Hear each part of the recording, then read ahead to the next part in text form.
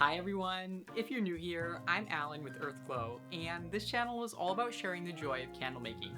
So in today's video, I'm going to be unboxing a ton of different stuff from 1617, and there's vessels, there is, I believe, wax, there is, I believe, wick centering kits, all kinds of stuff in this giant box. I don't even know if you can see it, but I'm really excited. 1617, as most of you know, is one of my favorite companies for ordering fragrances, but I've primarily just ordered fragrances in the past from them, and I have tested out some of their number 7 wax as well, and more on that later, but this video specifically is going to be outlining the unboxing of what is in here, and I can't even remember all the things that I did order. And so anyways, if you are new here, consider subscribing. I am always posting candle business related content, and unboxings are something that I really enjoy filming. It's kind of like Christmas Day when we get to open up packages together on here. But anyways, let's get right into today's video, and I hope that you enjoy.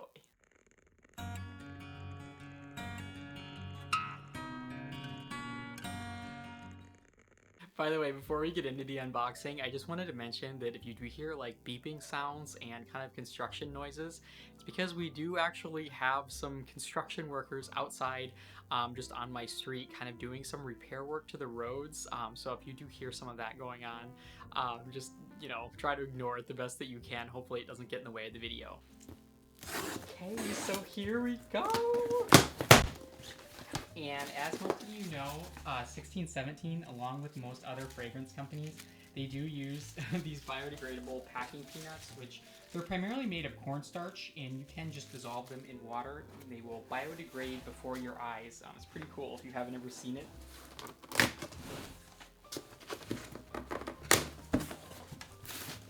Okay, so I'm not going to look at the packing slip because I want to be surprised. Okay, so we do have some of their number 3 wax in here, and I'll talk more about that later. But I'm really excited to test that out. As many of you know, I am new to kind of coconut waxes. Okay, so I just decided to turn the camera around because I didn't think that you'd be able to see my reaction as well when I'm unboxing from the other way. So we're gonna try it like this and see how it goes. Inside here, these are a bunch of different lids, and see if I can show you. So these will go on the containers. Some of the containers, they have lots of different options for lids that you can use. This one, oh my gosh, I love that. So this one's like a gunmetal, kind of like a brushed silver color. I'm gonna show these later when I get into the vessels that are in here. So I ordered some vessels because I am trying to figure out what I want to use for my 2024 Rainbow Connection chakra collection. And I know I haven't talked about this collection at all on YouTube, but basically what it's going to be is going from the root chakra all the way up to the crown chakra, and it's going to be using crystals on the candles, which I already do a lot of, but the candles themselves are going to reflect the scent notes of each chakra being in perfect balance and alignment. So I wanted some vessels that reflected that in terms of their color, and rainbow is something that I was really going for. And for most of you who don't know, I am also transgender, and so it's kind of I have a special affinity with Pride for that reason, and Pride Month, and so I just kind of thought that this would be a perfect way to also showcase that in a candle collection that could be year-round.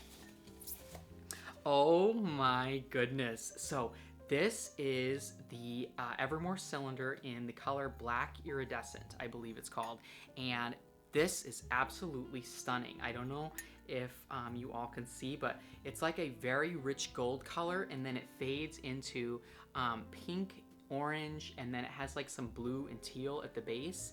I absolutely love this. I think that it actually looks more of what I was going for in person than it does online. I think that you're able to see a lot more of the gold tones, and it almost has like a sunset appearance to it. Oh my goodness. So stay tuned for that collection. You're going to be hearing a lot more about it as I go over like the fragrance blends and all that kind of stuff for the collection. Okay, so let's see what else we have in here. I don't know what I did with my box cutter. Let me see if I can find that, because these candles are so well packaged that I actually... Oops, sorry about that. Someone's at the door. Okay, so I got the box opener now, and where did that go? Here we go. So I've never done an unboxing this way, but we'll kind of see. I wanted you all to be able to see my face as I'm opening things, so I thought we would try it like this.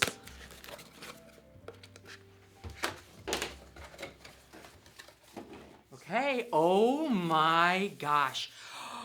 Oh my gosh. So I ordered this as like a limited edition type of a thing. I was thinking of using these vessels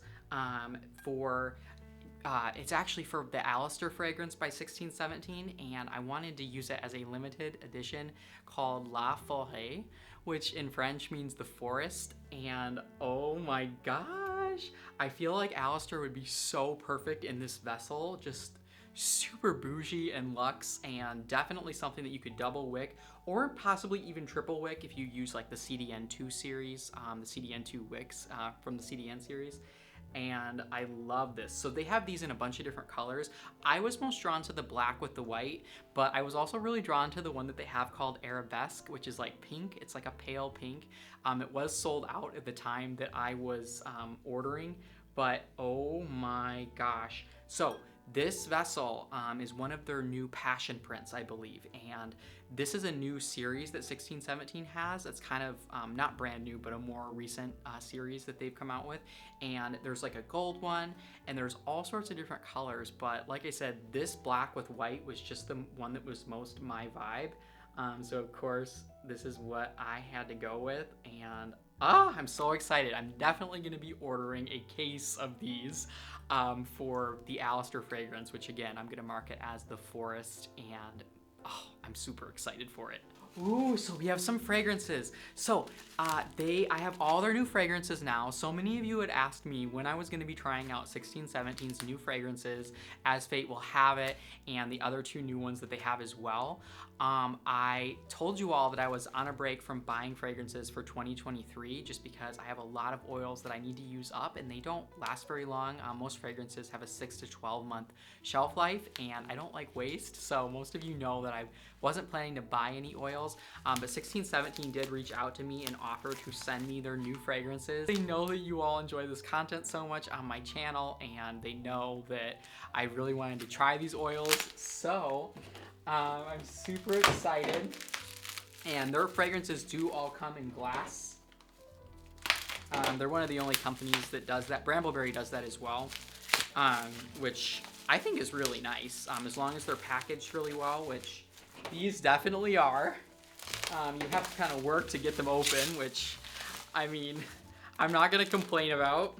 So this one is called the Vibrant Miss Vien, and I cannot wait to smell this. And their fragrances are all gonna be phthalate free, and they are all gonna be compatible for use in skincare products. I believe every single one of them is, and the ingredients overall are just very good in their fragrances. There's a lot of people who aren't aware of how dangerous fragrances can be, and I've talked about that a little bit on this channel, but I have a whole policy that is part of my company that's centered around using only the cleanest oils in the industry.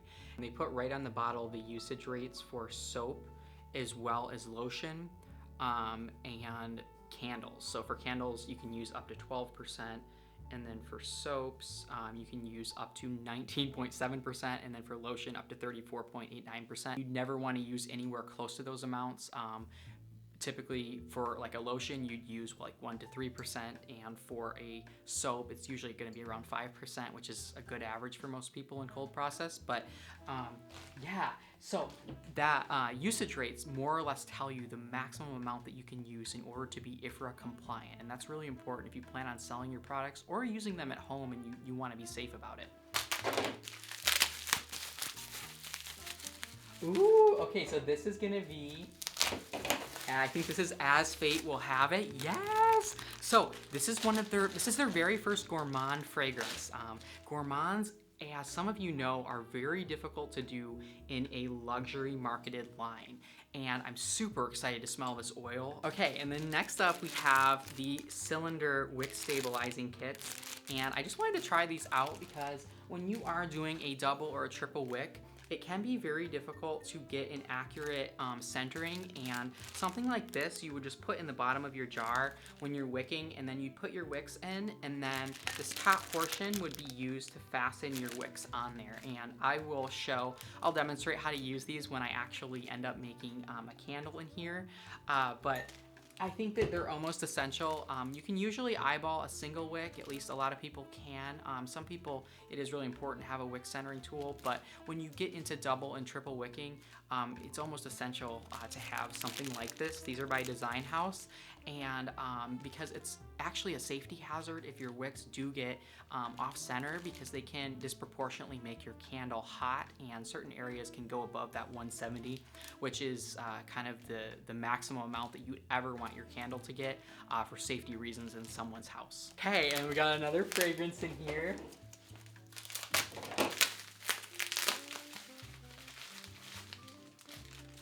So this one is the Lucky Albatross, and this one is their newest oil, I believe.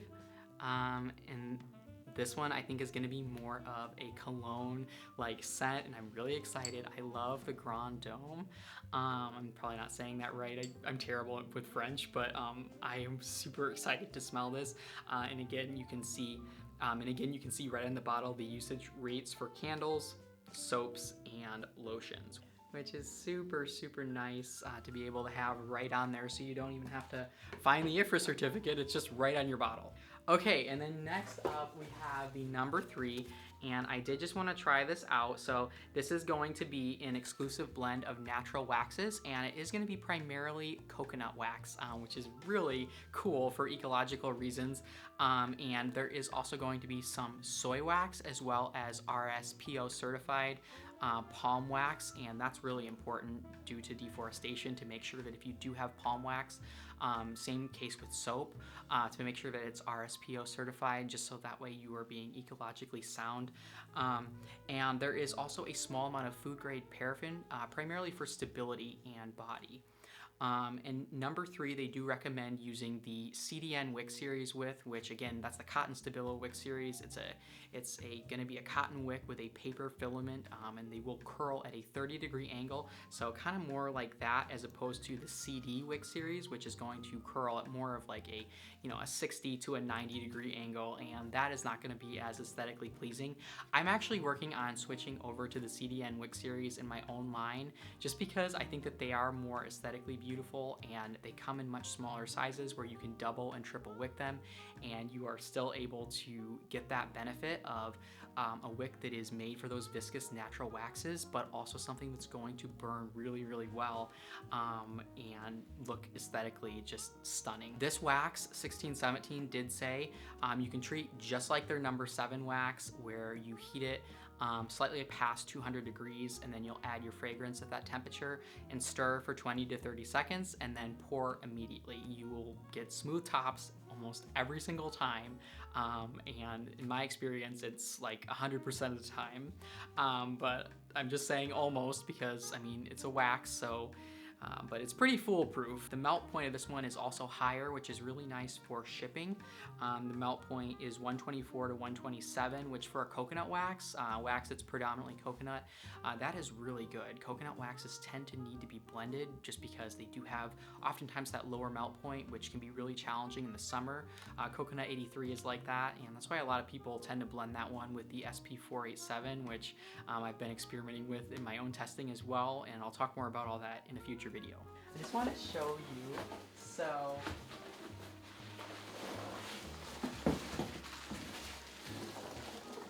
oh my gosh, the packing peanuts. This is the number 3. Let's see if we can get this in focus here, and this is the number 3 wax, and this wax is a natural, can be considered a natural wax, and it's definitely, I can feel on the softer side, it feels very like lush and soft, kind of like a lot of coconut waxes do. But the benefit to this one is that it's going to behave just like number 7 in terms of how you make it into a candle, so you don't have to remember anything additional, and you can also use this one without blending it with the SP487, because it does have that slightly higher melting point, so you only have to get 1 wax as opposed to 2. like most people end up doing with, for example, Coconut 83. So I absolutely cannot wait any longer. Well, okay, I want to show you the lids first, and then we'll take a look at the oils. I'm super excited to smell the oils. This is a real treat, 1617, to have these before 2024, because I promised that I wouldn't buy any more oils, but I was dying to smell these. But first of all, let's just take a look. So these are some of their new lids, and these will fit really well on any of their cylinders. And I actually really like this one on here. It's kind of a natural wood, and I'll put the correct name up of the wood on the screen, but this one fits in here really, really well. And it's not one of those fits where it kind of wiggles around. It's like a very satisfying fit there. And then we've got another wood one as well. And this one's just got a little bit lighter, a little bit less grain to it if you're looking for something that's a little bit more sleek. And then we've also got this one, which, ooh, so this is the gunmetal color. I'm gonna put the name up of the color on the screen, but it's kind of like that pewter gunmetal type color, and it's a really in silver.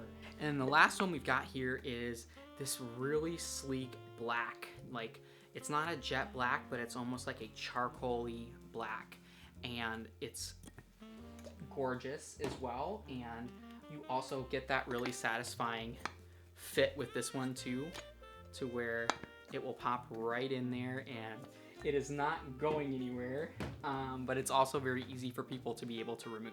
Okay, so let's take a look at some of these oils. What should we start with? Let's start with the Vibrant Miss, let's start with the Vibrant Miss Vien. So this oil is going to be, I think it's gonna be more of like, again, I don't look at the scent notes before because I like to see what I can pick up from the oil and kind of describe to you, but I will also put the scent notes on the screen just so, you guys, I'm smelling something from here that is really high end. But yeah, I will put the scent notes on the screen is what I was saying, just so that way you're able to see what the actual notes are, and then I'll tell you what I can pick up without consulting anything. Oh my gosh, I can smell it from like a foot away. Oh my gosh. Okay, so this one is for all of you who love florals but are a little bit on the fence about florals and you want something fruity, something designer. 1617 is the only company I've ordered from that has had 100% track record, in my opinion, on their fragrances, all just being blowing it out of the water quality. And again, you all know I'm not sponsored or affiliated with 1617, but I just really love their oils. And oh my gosh, this one is so strong. I almost need to smell it from like this far to actually be able to get a realistic feel for it. But yeah, I'm picking up a lot of fruity notes with this one. It's not like any of their other florals. It's very distinctive. It's more of kind of a spunky modern floral that has a sweet note to it, but it's like a high-end kind of vanilla-y. Oh my god, I almost whacked myself in the face with the blotter strip. It's got almost like a high-end kind of vanilla to it. It's definitely one that I feel like is more youthful, and it's going to captivate those of you who have lines that are kind of like me, where they're avant-garde and you want it to be that one-off kind of Art Deco avant-garde pop. I do pick up rose in this one, but it's nothing like a straight rose fragrance. It's more of like an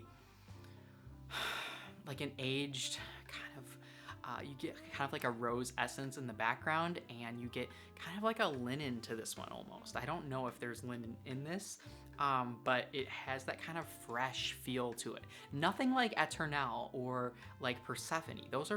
They also have like a linen kind of cotton note to them, but they're very different from each other as well. But in terms of how that note manifests in the fragrance, this one is definitely more of it's kind of like you get that kind of clean vibe in the background to it, and wow. So next up, we're gonna check out As Fate Will Have It, and this one is supposed to be a gourmand fragrance, which I'm really, really excited to smell. And as you know, I can be very critical of gourmands because I don't like things that smell like candy. I don't really like things that have an artificial scent to them. I want something that's very high end, and 1617, I'm expecting that, and this is their first one yet, so I'm really excited as to what this is gonna do. So here goes, as fate will have it.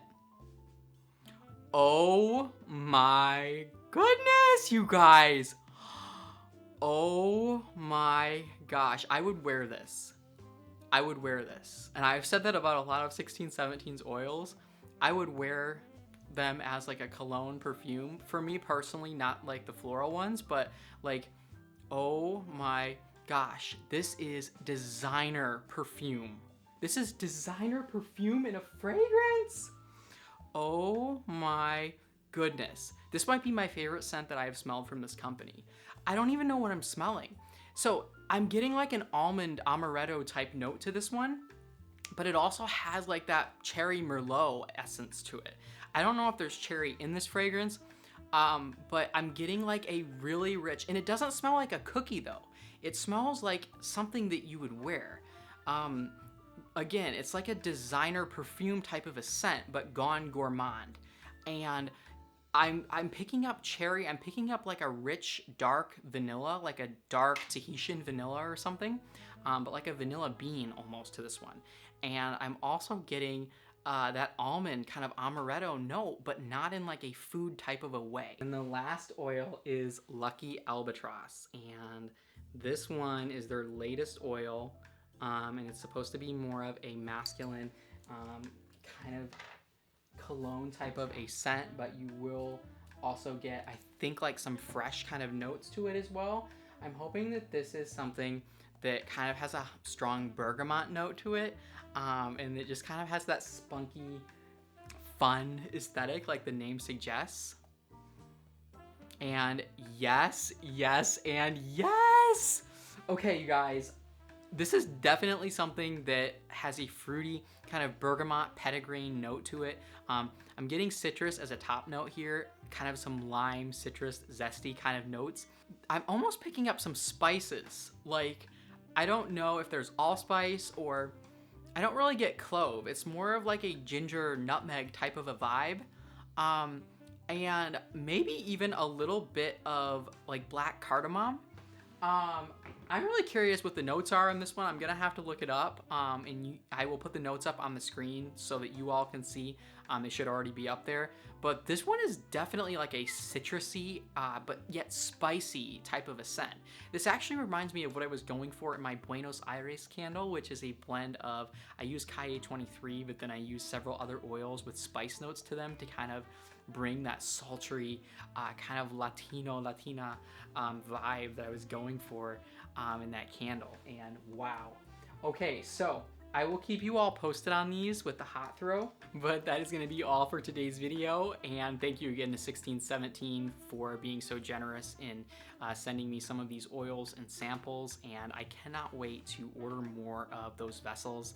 I am super excited about both of them, and I am certain that this vessel is going to be the one that I use in my Rainbow Connection chakra collection that is coming out in 2024. But anyways, if you did enjoy this video, don't forget to give it a thumbs up and leave me a comment down below of what your favorite oil is from 1617 and how you use it in your candle line.